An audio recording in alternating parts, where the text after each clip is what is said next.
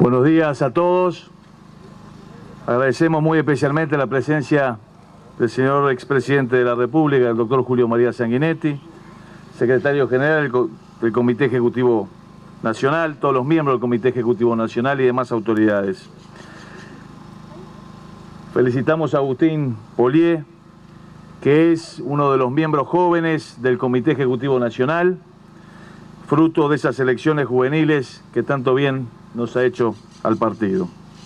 Quiero hacer una puntualización. La iniciativa de esta conmemoración es del secretario de Acervo Histórico, el incansable Ernesto Castellanos, que cuando me lo vino a proponer yo lo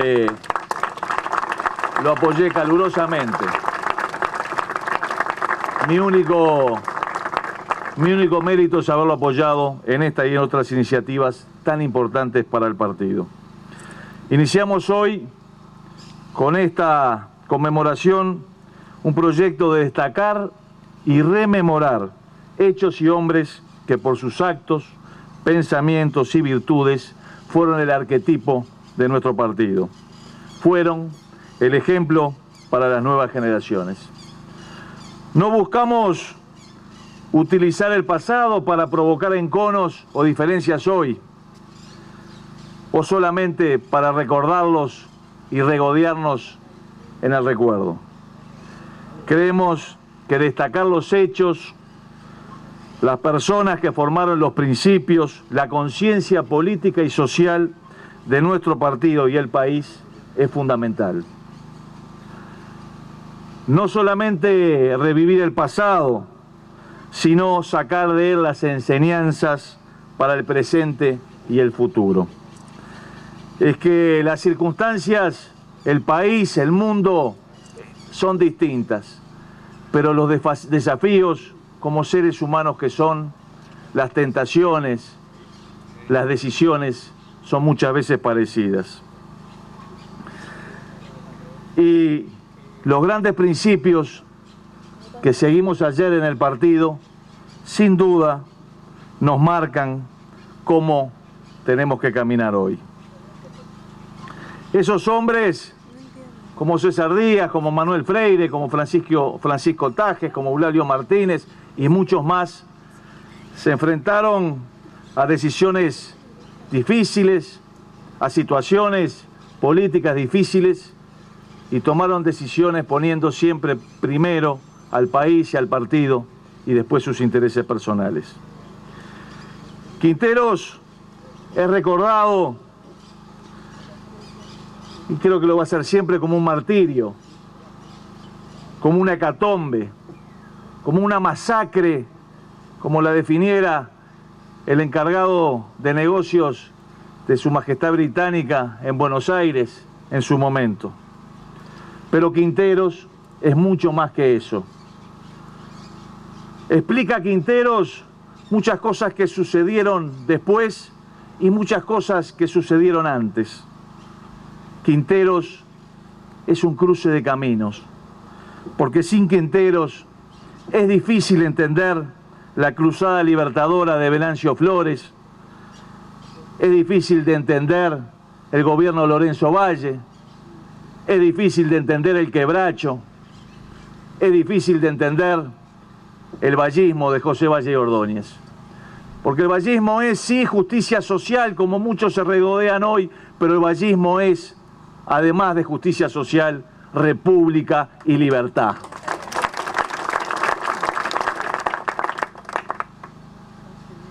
Y la justicia social sí, pero la república, la libertad son las bases del pensamiento, de los principios que nos gobiernan a nosotros. Y me animaría a decir que han gobernado al país entero. Quinteros se debe entender sobre todo como la defensa de la libertad.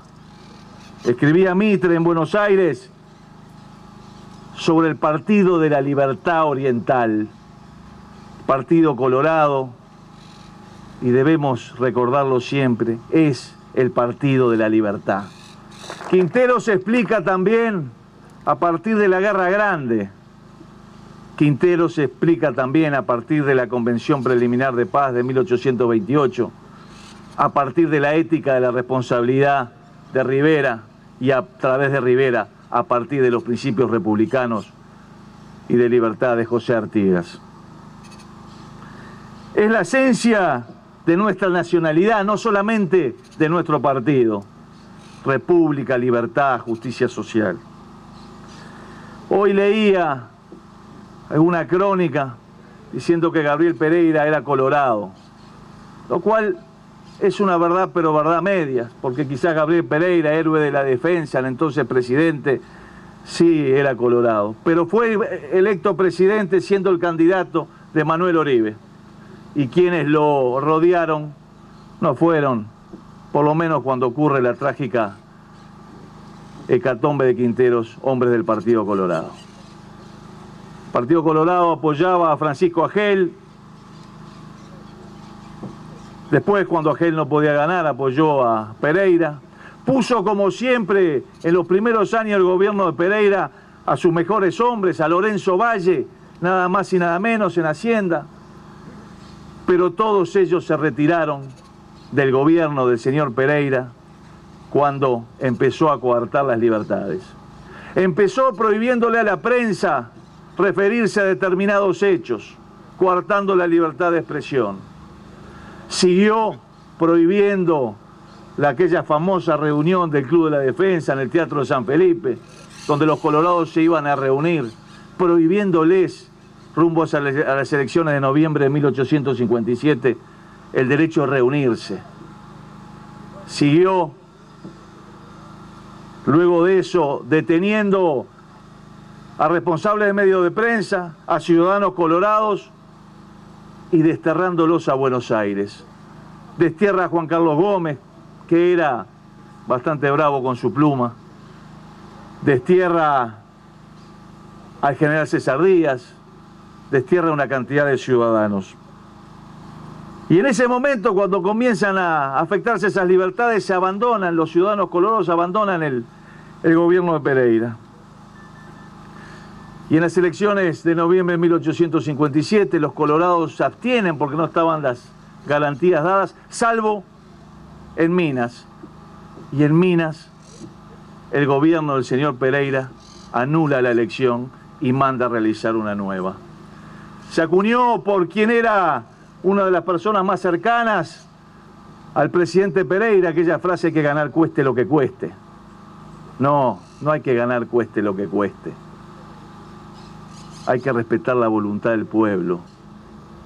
Detrás de todo eso se perseguía una sola visión. Al limitar a la prensa, al limitar a la oposición, al desterrar a quienes discrepaban, en definitiva, lo que se pretendía era un partido único, una sola visión. Se afectaba la libertad. Son famosas las discrepancias entre César Díaz y Juan Carlos Gómez en Buenos Aires. Juan Carlos Gómez pidiéndole a Díaz que no inicie una revolución sin tener los medios suficientes como para poder triunfar. Y Díaz diciendo que quería defender la libertad, el derecho de elegir. Y mientras sucedían esas discusiones, se levanta Brígido Silveira en Minas, se levantan Pollo y Caballero en el Durazno y en Florida, y lo llaman y le dicen a César Díaz, póngase al frente de la revolución. Y César Díaz, sin la preparación de la revolución suficiente, pone por delante de su propio interés al de su partido y al de su país, se embarca desde Buenos Aires, le avisan que están por prohibirle embarcarse, se embarca de apuro, desembarca en el cerro, se mete en Montevideo, lo traicionan, después se enfrenta en Cagancha al gobierno, a las fuerzas gubernistas, 1.100 colorados contra 2.200 de las fuerzas gubernistas, y les gana, los derrota a un precio tremendo. De los 1.100 quedaron 650, le destruyen todas las vituallas, las carretas, y se retira hacia el Río Negro para juntarse con nuevos jefes y rearmarse y poder seguir la lucha por la libertad. El gobierno manda detrás de Díaz al general Anacleto Medina, que lo persigue, Lo encuentran ahí en el paso de Quinteros, entre Durazno y Río Negro. Todavía están las mangas de Quinteros ahí. Lo superaban 3-1, 4-1 las fuerzas gubernistas a la de Díaz. Y le mandan a Cleto Medina, un emisario, le dice, mire, somos muchos más, vamos a tener una gran mortandad, vamos a pactar. Algunos jefes le dicen a César Díaz, el coronel Francisco Tajes, no lo haga, no confíe en ellos. César Díaz dice, yo creo en la palabra de un general oriental. Algunos jefes dicen, no confíen y se van. Y Díaz pacta con el gobierno, con el representante del gobierno, capitular, la paz y el respeto de la vida de la tropa, de los oficiales, de todos. Este es un episodio muy particular porque luego el gobierno lo negaría y surgirían en ese libro que citó Agustín la prueba irrefutable de su existencia, de la existencia de ese acuerdo. Y no cumple el gobierno. La camarilla que rodeaba a Gabriel Pereira en episodios contados hasta el hartazgo no tiene dudas en presionarlo. Dicen, le arrancamos a Pereira la condena a muerte. Habían pactado respetar la vida y por eso no habían luchado. Y cuando habían depuesto las armas, los condenan a muerte.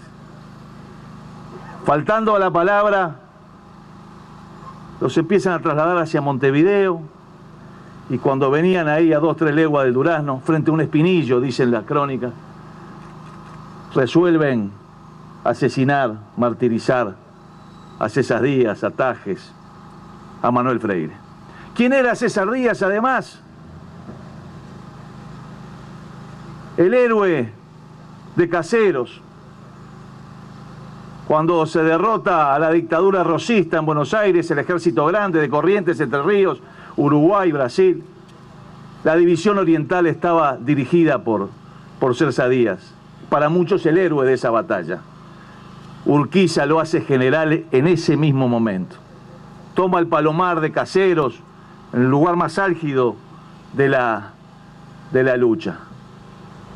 Era un héroe oriental. ¿Quién era Manuel? De César Díaz. ¿Quién era Manuel Freire? Uno de los 33 orientales. Nada más y nada menos que uno de los 33 orientales. ¿Quién era Francisco Tajes? El Bayardo oriental, dice Mitre en unas crónicas.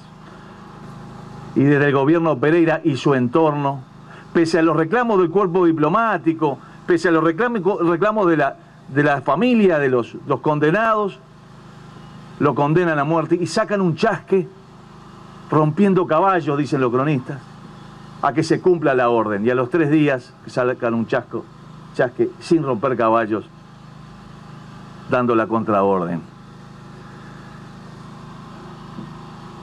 La escena del martirio es tremenda, frente a ese espinillo ahí a 3 leguas de Durazno. César Díaz es llevado y la soldadesca le roba el poncho, el sombrero, el cinto, las espuelas de plata. Embroncado, pasa frente a Anacleto Medina y no se queja de todo eso, ni se queja de que lo vayan a matar. Le dice, en una frase tremenda,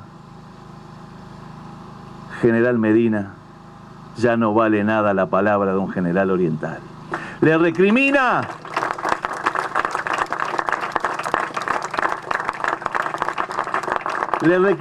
que no se cumpla la palabra.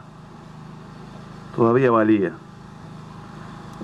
Francisco Tajes logra zafarse de sus guardias, roba un arma y les dice al coronel Francisco Tajes, no lo van a matar unos miserables, y se pega un tiro.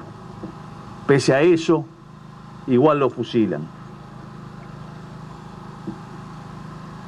Sigue en el mismo camino Eulalio Martínez, el general Manuel Freire.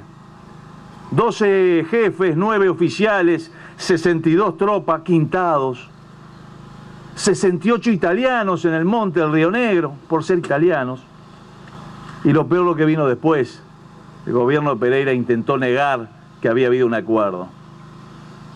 Le sacaron un pasaporte que tenía Díaz en su ropa. Pero las cartas eran claras, dando cuenta de lo que había sucedido. Esa negación posterior, como siempre, es imposible sostener en el tiempo, porque pasa el tiempo y la verdad siempre aflora. ¿Qué se puede extraer de esto? De este episodio formidable, de este episodio que nos marcó como colorados, de este episodio en el cual Díaz, Freire, Tajes, Martínez fueron martirizados en su lucha por la libertad. Por la libertad,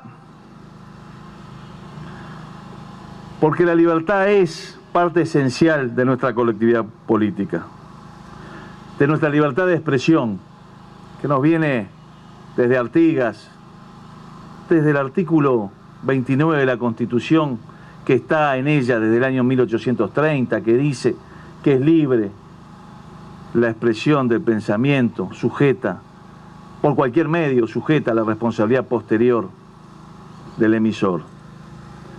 Por eso es que hoy o ayer nos oponíamos a la ley de medios y a la regulación de los medios y a la prensa. Porque por eso lucharon también en Quinteros. De la República, cuando afirmamos, como lo hacía en su nota recién el expresidente doctor Valle, que hay que respetar la independencia de poderes, porque también uno de los motivos de la revolución de Quinteros era que se había sometido al poder legislativo, a las cámaras, los tratados del Brasil, y el jefe político de Montevideo aquel entonces, desde la tribuna, se usaba la muchedumbre contra los legisladores, sin respetar la separación de poderes, los principios republicanos básicos. Vaya si hoy, cuando se dice que no queremos fiscales que dependan del presidente de la República, estamos pregonando sobre todo la independencia de poderes, el respeto a los principios republicanos por los cuales lucharon también en Quinteros. También defendieron la independencia electoral, la libertad electoral. Hoy cuando se dice que no se va a autorizar el voto cruzado en las elecciones municipales de tercer grado, sin ley o norma constitucional que lo prohíba, es de nuevo se está afectando ese principio tan sagrado de la libertad. Por eso es que tenemos que rememorar estos hechos una y otra vez y estudiarlos y escudriñarlos una y otra vez. Los de Quinteros, los de Valle y Ordóñez y su gobierno, los de Rivera, los de Joaquín Suárez. Y por último, compañeros colorados de partido. Luego de Quinteros, de la masacre de Quinteros, muchos pensaron que el Partido Colorado estaba terminado. Vaya si sería complicado ese momento. Los generales Díaz y Freire y muchos más pasados por las armas. Desterrados otros en Buenos Aires, lejos todos del gobierno, con Pereira y la camarilla que lo rodeaba en el gobierno. Parecía que el Partido Colorado se terminaba. 1857.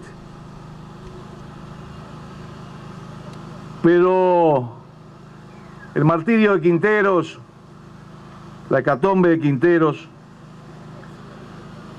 fue el disparador de lo que vino después, la cruzada libertadora de Venancio Flores, el gobierno de Lorenzo Valle, el quebracho, nada más y nada menos, donde intervinieron 3 ciudadanos colorados que luego serían presidentes de la República. Y volvimos a levantar la bandera de la libertad, de la República, poco tiempo después. Hoy quizás, y sin quizás, algunos se puedan sentir como después de Quinteros. Quiero decirles que no tenemos derecho a sentirnos como después de Quinteros.